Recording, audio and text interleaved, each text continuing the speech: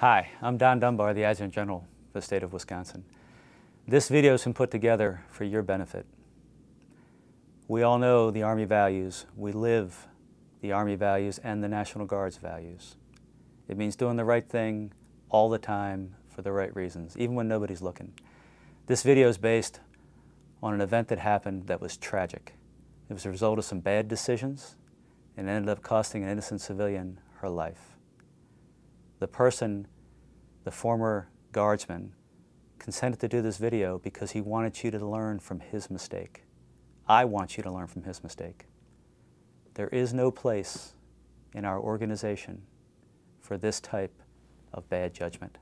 Please watch it, please internalize it, please learn from it. Every one of you is important in the United States Army and in the Wisconsin Army National Guard. We can't stand or afford to lose even one of you, and we darn sure can't afford to lose you to a bad decision.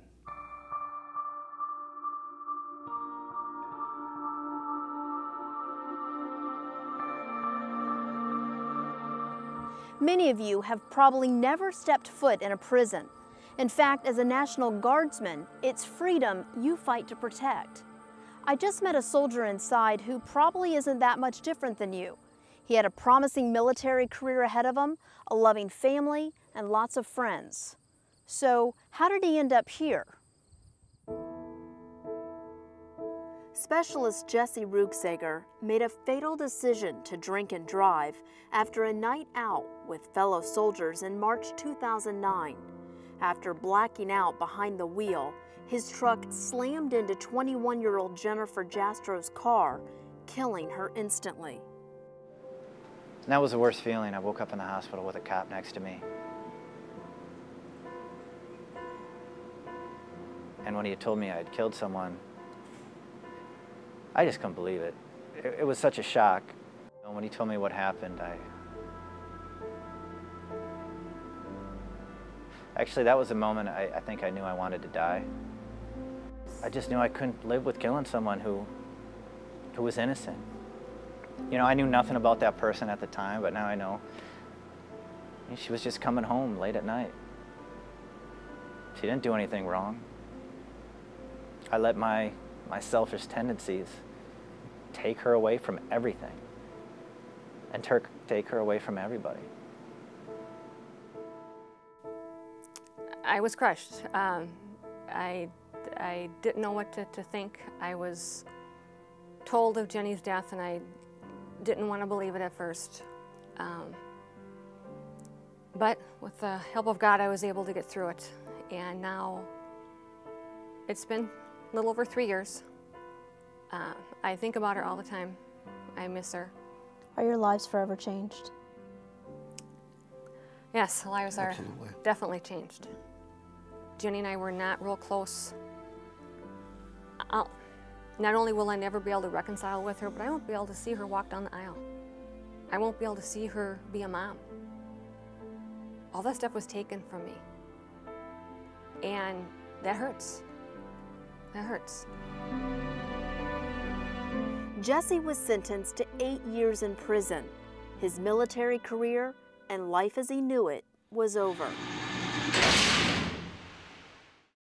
Jesse's story ends up with the loss of an innocent civilian's life, and that's tragic.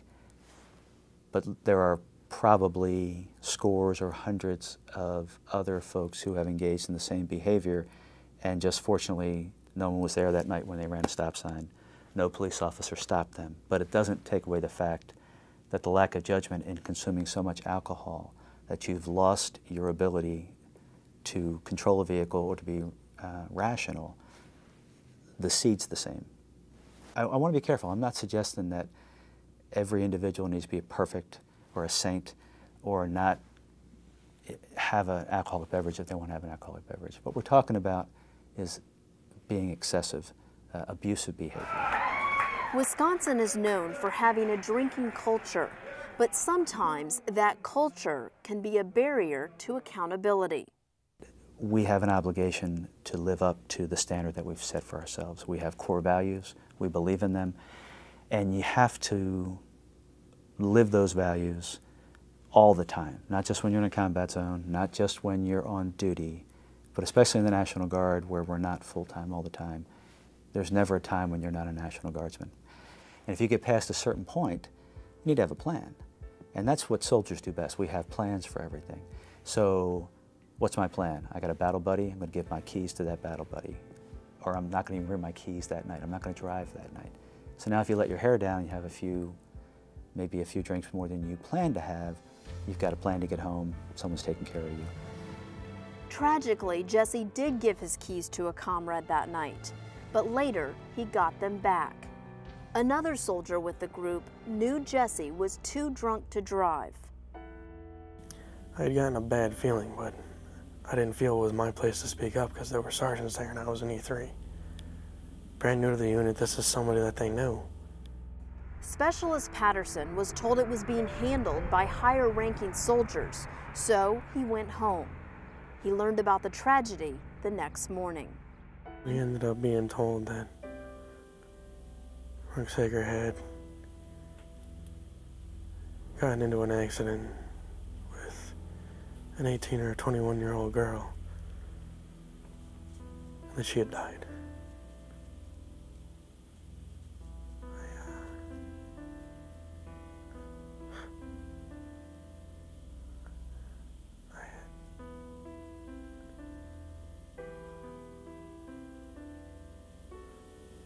I was in shock. I felt I could have helped to save someone's life that night if I had just gotten in his face and told him he wasn't driving. How would you do it differently if you had to go back and do it again? Take his keys away, and if I had to, I'd throw him in a river. And as worse came to worse, I called the cops on him myself. The Wisconsin National Guard wants you to be vigilant to help prevent another tragedy. Although it's ultimately the individual's responsibility, here are a few bystander intervention strategies. First, confront the person directly, but if that doesn't work, don't give up. Try strengthening your efforts by gathering other soldiers to multiply your force. And finally, try deflecting the situation by taking the focus off the impaired thinker. Having that scenario where that person that you're trying to intervene with and get out of a situation doesn't feel personally attacked. You're not calling them out on anything. You're just trying to remove them from the situation. First and foremost, we constantly talk about taking care of each other. We constantly talk about being a battle buddy, being responsible for not only your own personal actions, but those actions of somebody else that you work with on a daily basis, your battle buddy. And you never, ever put them or yourself in a situation where they could either harm themselves or put at risk another person. So I implore our service members to do that 24/7. Only I ask them to expand the term battle buddy so that it's not just that one single individual soldier or airman that they're responsible for.